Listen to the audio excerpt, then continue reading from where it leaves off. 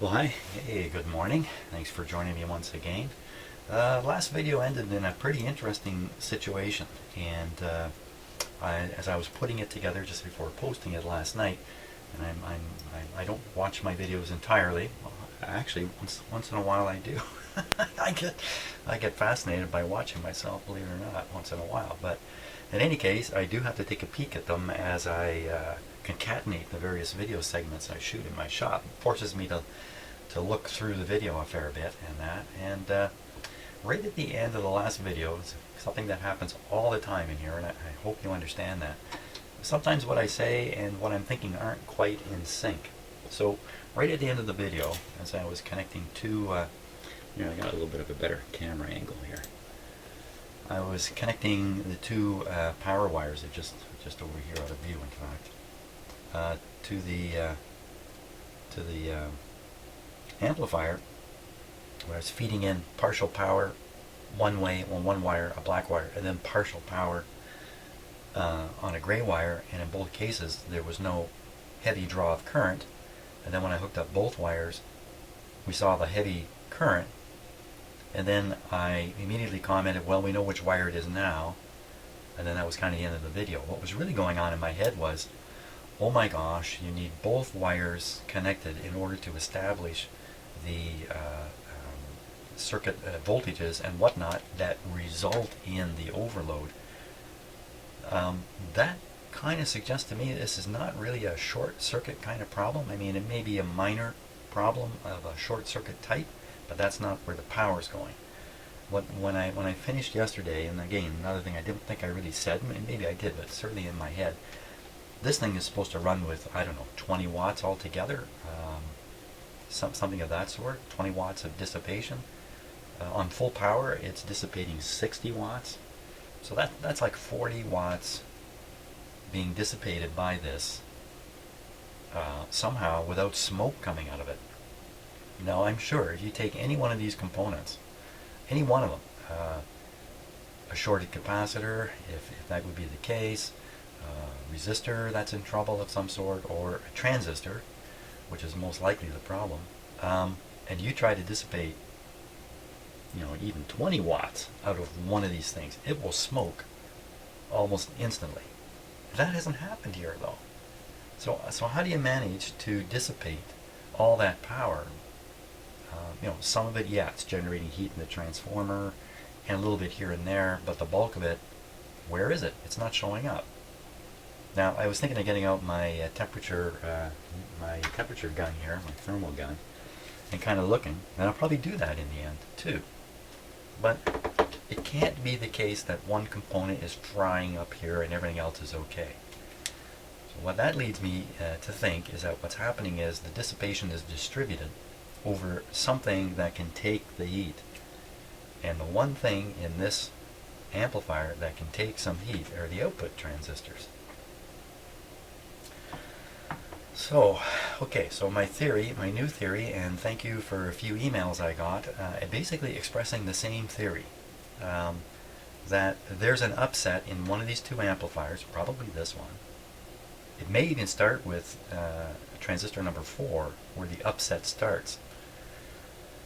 And because of improper voltages and biasing, maybe everything being driven to a limit in some way, the final output transistors are being,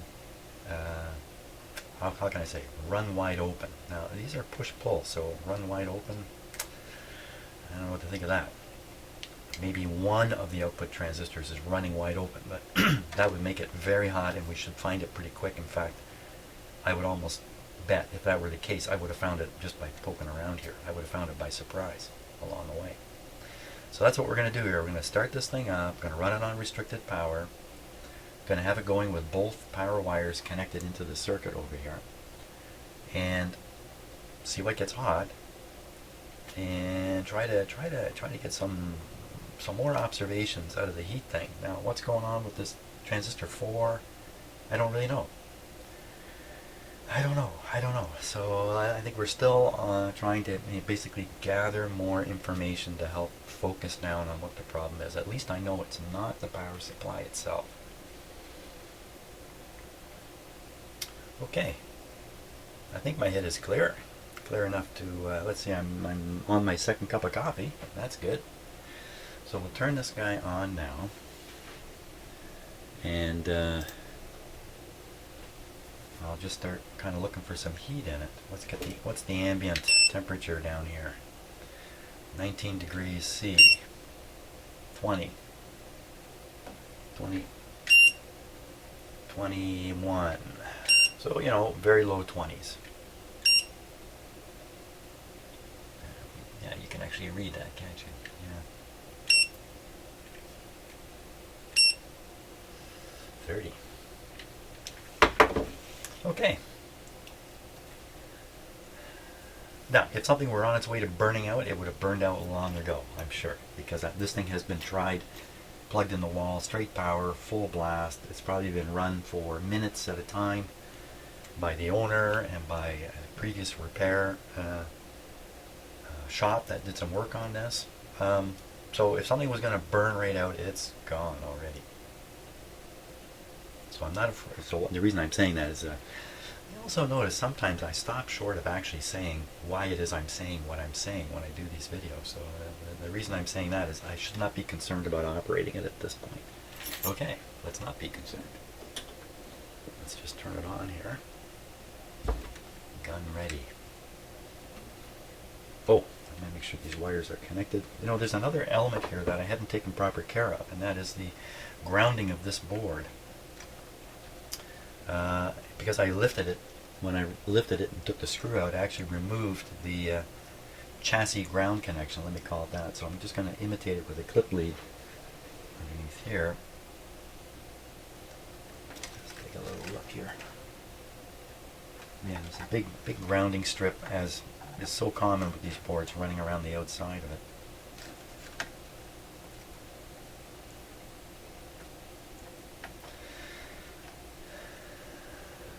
Okay, now I don't have a camera on the on my lights anymore, but I can just, well, we'll take a peek when we get going here. Everything ready? Ready? Okay, here we go. Switch on.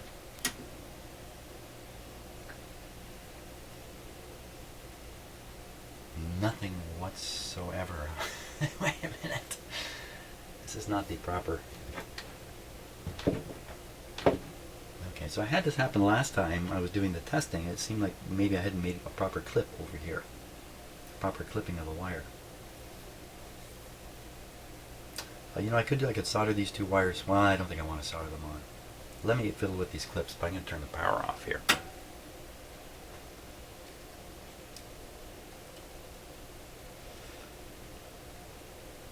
Sure looks good to me. Yeah. Well, I don't see how these clips could be the problem.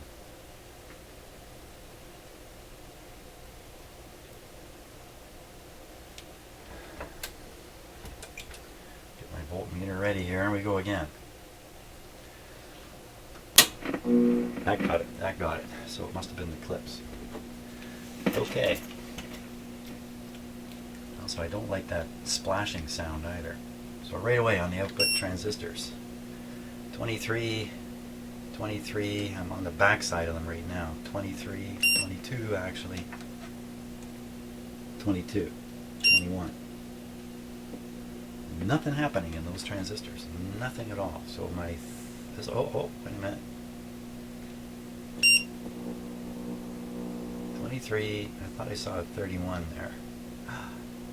That resistor appears to be getting warm. 33, 35. Doesn't mean there's something wrong, but a wee bit of heat. 36. Again, this is really meant for examining the temperature of a large surface. Shoot at it. It sees this much. Now you know the temperature. If you're looking at something small with something like this, like I want to know the tip of this, I shoot at it. I'm seeing the tip and this whole area here. So the only thing that's valid about this reading is the change, 37, and the difference.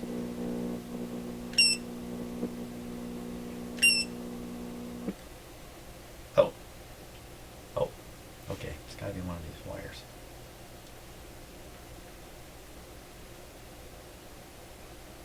Oh, it's that connection. Okay, what else? What's going on over here? Transformer 21.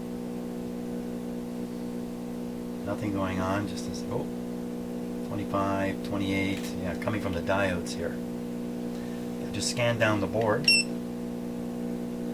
20, 20, here, if I tip this, you can see it yourself. 20, 20. There's nothing going on here. Where's the power? Okay, now another possibility. Possibilities. What's been going on with the motor in this thing every time I turn this on? I have ignored this question. It's all 20. Huh. Oh, I saw a 29 there for a second here.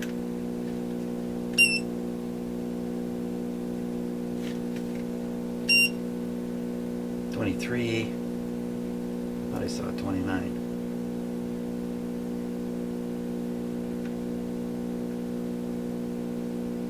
$29.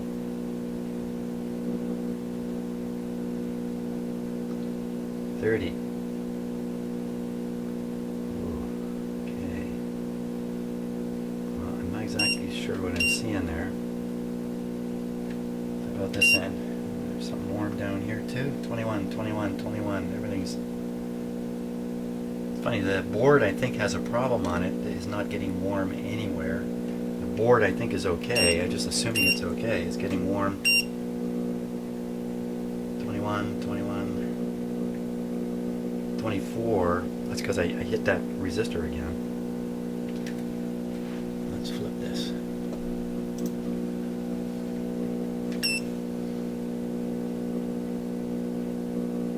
I'm really expecting something to leap right out here at this point. Back to these resistors, or back to the output transistors. 32, 29. I'll use my finger on this in a moment. I also have a hammer handy too. I can kind of bring that into play. What about the light bulb?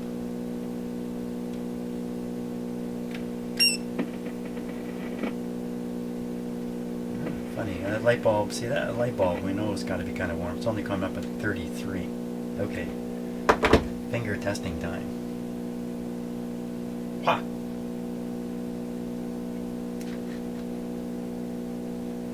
Okay, we got one transistor hot. That's very hot right there. Okay, that was kind of... Maybe I should have opted for the finger test right from the start. But how come I couldn't see that on here? 31, 29.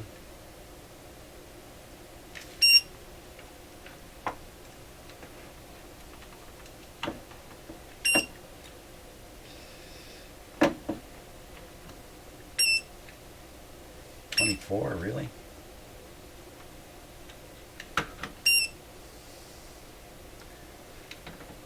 Well, these are on heat sinks.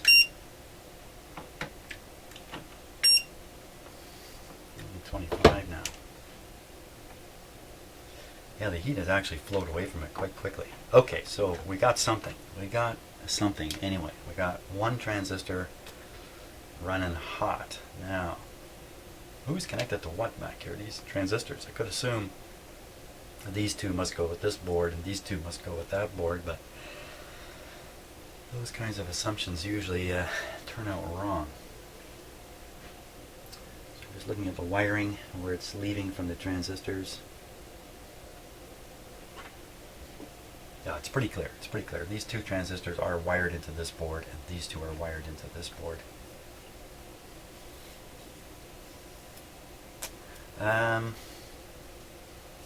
Well, okay, let's look at the circuit diagram for a couple minutes here. We'll see what we can sort out about this part. I haven't really studied the output circuitry of the amplifier yet. Let's take a look.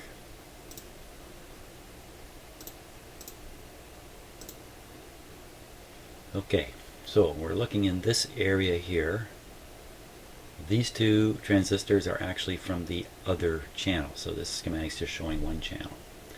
So if we pretend this is the hot channel, one of these two is getting hot. One of the two, and there's the resistor in between, which is also getting hot. And I'd like to look at the light bulb. The light bulb is connected here and here. The light bulb's actually connected, in a sense, right across the output. I don't want to say output, right across these transistors. Now that's really because the transistors are connected between the VCC and ground. Maybe I've got this backwards because I'm a tube guy, and tubes are completely backwards to transistors. No, that's not true at all. But okay, one is getting hot and the other not. Wow. Okay, so I could spend a good portion of my life here trying to figure out how this really works. But let's take a look here. So here we're getting a signal off of here fed to the base, and here we're getting one off of here. I'm certain these are designed to invert the to create an inverted version of the signal to be sent into one of the two push-pull output transistors here. So a good idea would be to check the base voltages here on a comparative basis, or I actually have information on it. Below an output transistor. Now if this was shorted, if one of these was shorted,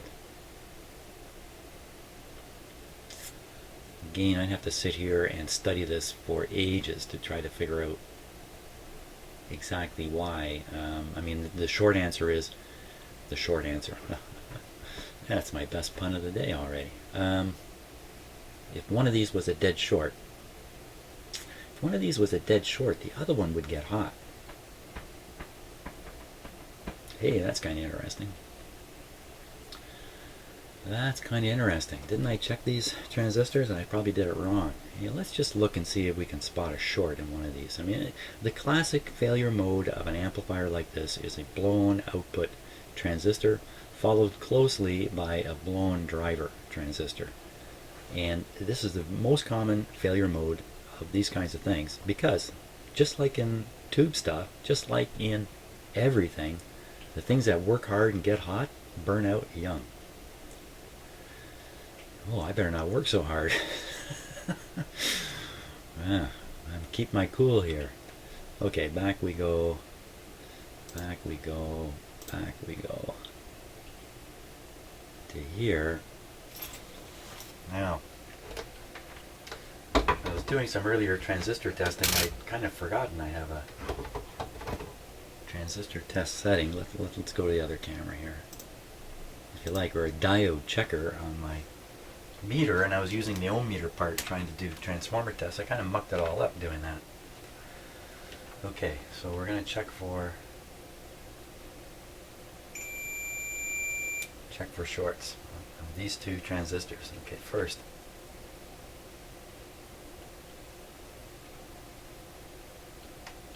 nothing. Nothing.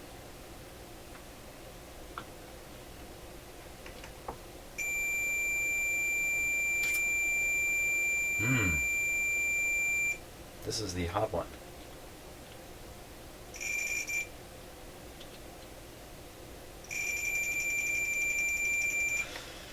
It's not very reassuring. Let's just compare that to the other one. I won't change polarity of my leads or anything. Now the other transistor, kind of showing the same thing there, isn't it? Let's flip around the leads here.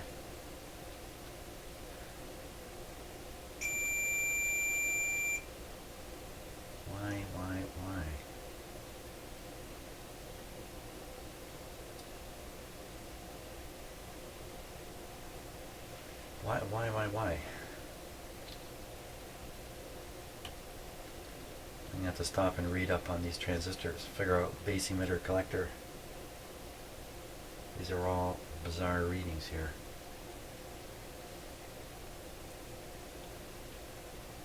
What I'm expecting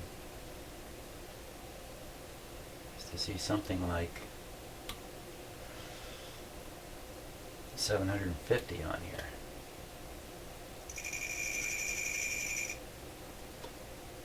Well, let's go to the other side here, where we think the transistors are good. At least I think they're good. Getting the very same readings. Okay, so I'm doing something totally wrong here. I must be. See, look, I still got my little practice transistor sitting here. Those have to be. So that's what you expect. See, the 730. That's the junction voltage inside the transistor. Well, are those output transistors germanium? Can that be the case? There it is. So that's the silicon junction voltage. Now the germanium junction voltage is much lower, and you get reverse current leakage and stuff like that. I just don't think those can be germanium. I don't know. Okay, I have to visit the School of the Internet briefly here. University of the Internet. I shall return shortly. Okay, so here's what I found. They're made in Britain. Transistors called Newmarket transistors. Oh, all rights reserved. Well, okay, I'm going to just give this guy a little bit of credit here. wiley.org.uk. I'm using your website here to help me sort something out. So here they are. Look at this. These are all germanium transistors made by a company called Newmarket. And there they are, more or less. Germanium PNP high power types in TO3 cans. Many are unusual for TO3 in that they are not a solid integral part of the dome body, but made of a thin, I don't know what that is. Okay, don't worry about that. There's the other ones that are very similar to what I have. So this thing is just full of germanium transistors, including the output transistor, and that explains the low reading I'm getting when I test these. There, you can actually see them right here. I'm thinking the dot probably marks the base on them, but I'm not sure. Base could be the, I don't know. I have to do a little more research. But now they're germanium. Let's repeat those tests with that in mind. Germanium. So germanium, the junction voltage on a germanium is around 0.2 volts. Something like that. And I think germaniums they're not very good on reverse voltage. I mean, there's a number of problems with germanium transistors, which is why they're gone. Not the least of which is germanium is a little scarce, and silicon certainly isn't a scarce item. But basically, the modern transistors are made out of sand. That's fantastic, isn't it? Can you imagine people standing on the beach looking at the sand, 300 years ago, and one guy looking at the other one going, someday they're going to make transistors out of this stuff. What? So, is that a junction voltage?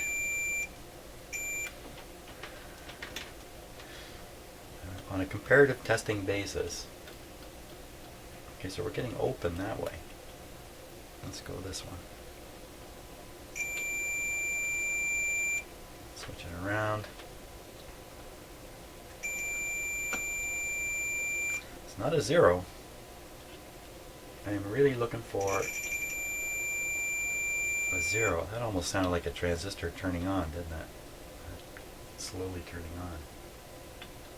Open that way. Open. So if we assume the base is the case, and that's collector and emitter, then you should see open. Oh. Shit, now this is not working the same, is it? Okay, so this direction we get 90. This direction we get 300. This next one, if I do the same thing, these are all the same transistor number, we get 172. The other way.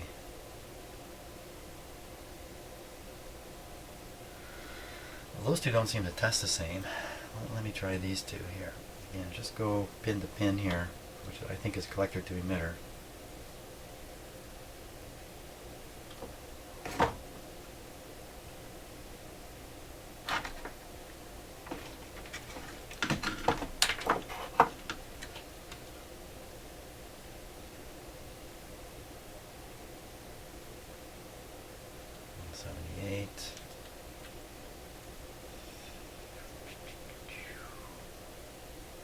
Very similar readings to me I'm seeing on here. So if that's the case, if we assume, or we agree, or whatever you want to think of it as, the output transistors are good, because I'm definitely not finding a short circuit as such. This one does seem a little different. 90 is commonly seen.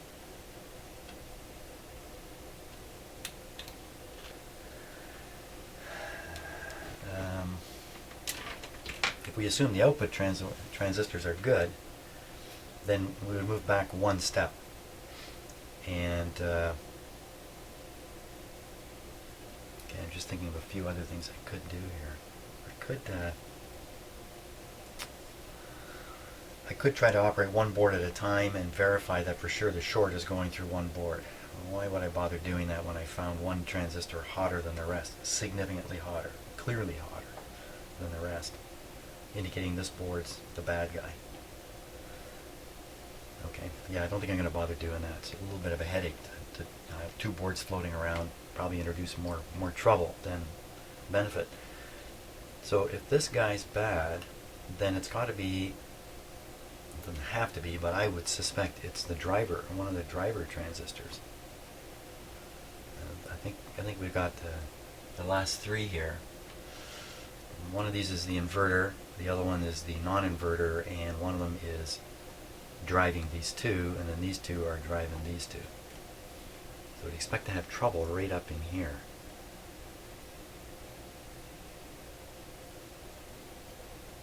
Meanwhile, yeah, never mind. My thoughts were wrong. Never mind. If I hadn't said never mind, you never would have minded.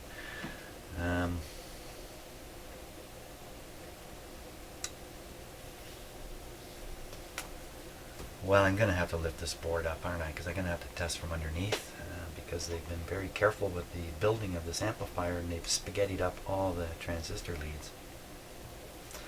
What about a silly test? Let's do a silly test. A silly test would be testing the resistance of the can to ground. Well, I'll just use my setting here. 300. 90, some familiar numbers.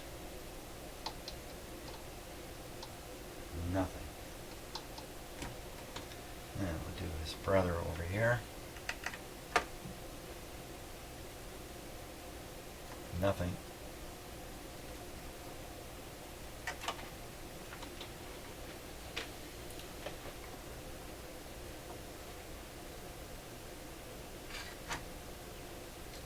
I don't remember which lead I had on the ground. I think it was the red one. I think I had the red one on the ground.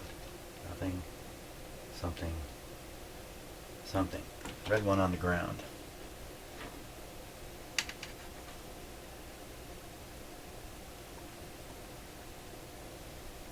There should be nothing, something, and something.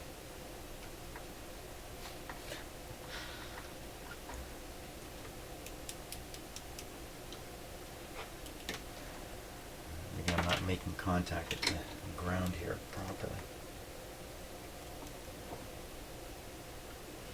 Should be nothing, something, and something. Something somewhere.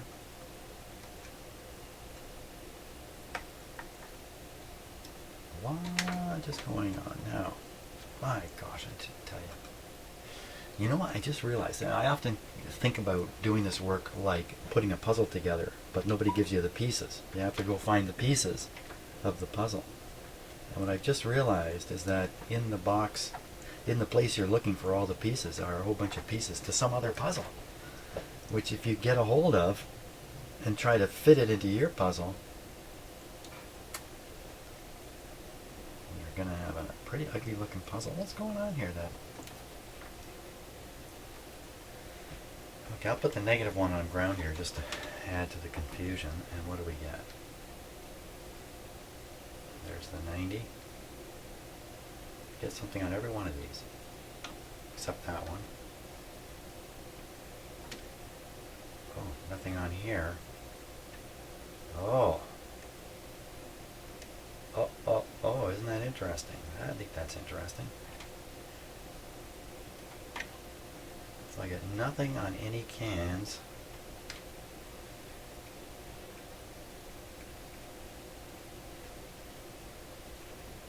I don't know if you can hear that, but as I do that, this thing isn't switched on. Boy, for a minute there I thought, my God, it's on. Can you hear it? You may not be able to hear it, but that actually makes a sound out of the speakers. So I got this one showing something. Let me get it. Could be this one showing something going on. The can. This one showing something going on with the can. But none of the other ones.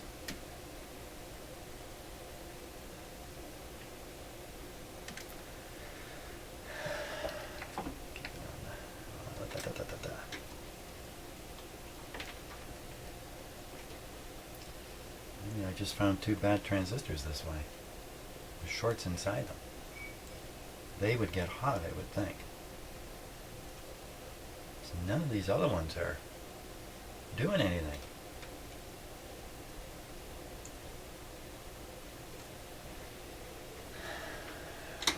Let's switch it on again, and I'll do the finger test on these guys. Okay, I need to hook up the ground over here.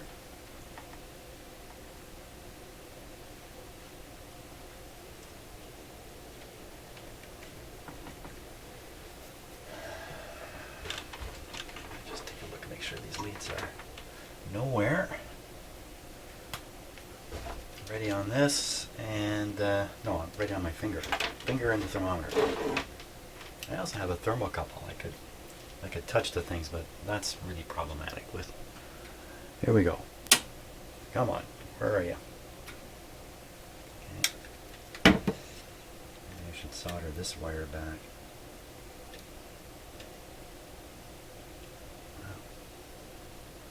Let's try it again. One. There we go. Okay. 22, you know, nothing. 22, 22. 22, 22.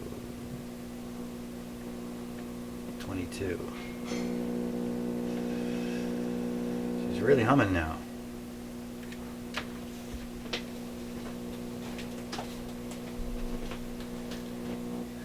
Okay, I don't know. Temperature here. She's hot. She's not. She's hot. This is hot. This is not. They're cool, cool. Not that one. That one's hot.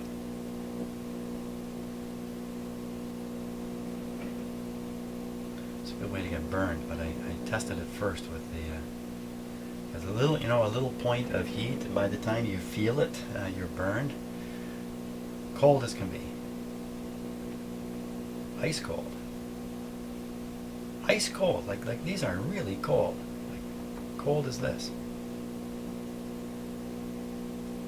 What the? Whoa, whoa, whoa, whoa! What's going on here?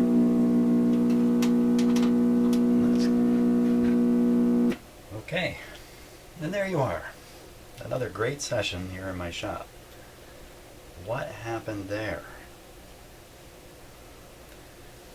Something move and cause a short. Got this circuit board protected with a piece of plastic, so it can't short along the bottom edge here.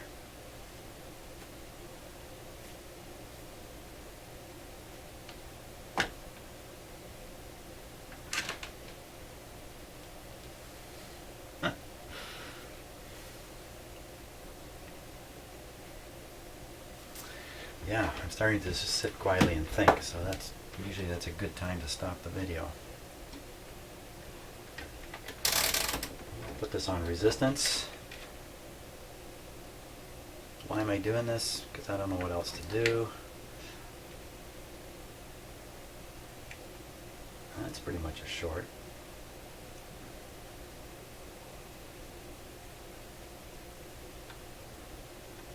So that's open. That's pretty much a short.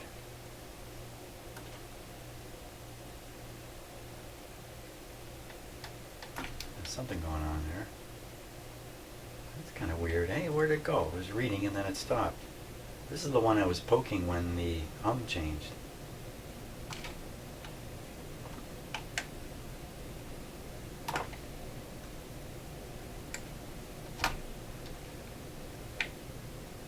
Can't get a consistent reading off it.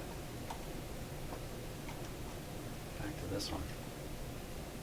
I mean, that's 0.06. That's easily just the leads or something like that. Well, maybe not. I don't think it's supposed to be like that. This one now shows open. Open. Just testing all of them here. Open. Open sesame. Yeah, well, I think I can really be quite conclusive now that there's something going on with one or two of these transistors.